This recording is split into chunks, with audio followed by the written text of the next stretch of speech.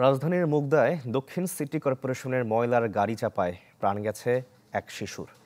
এ সময় চালককে আটকে পুলিশে সোপর্দ করেছে স্থানীয়রা। গতকাল রাতে মামার সাথে হেঁটে চাচার বাসায় যাচ্ছিল ১৩ বছরের মাহিন আহমেদ।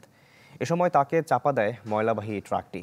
প্রথমে মুগদা হাসপাতাল ও পরে ঢাকা মেডিকেলে নেওয়া হয় মাহিনকে। চিকিৎসক জানান শিশুটি মারা গেছে। স্থানীয়রা জানায় গাড়িটি চালকের সহকারী চালাচ্ছিলেন। মাহিন মতিঝিল সরকারি আইডিয়াল স্কুলের শিক্ষার্থী।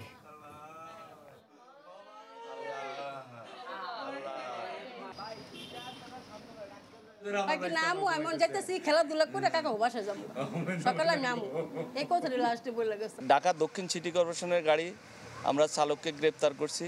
এখন চালকের ড্রাইভিং লাইসেন্স যাচাই বাছাই করে বোঝা যাবে সে কি প্রকৃত ড্রাইভার না হেল্পার। 1, 2, 3 ঢাকায় জমি জিতে নিন 100% ক্যাশব্যাক সহ 20 কোটি টাকার পুরস্কার।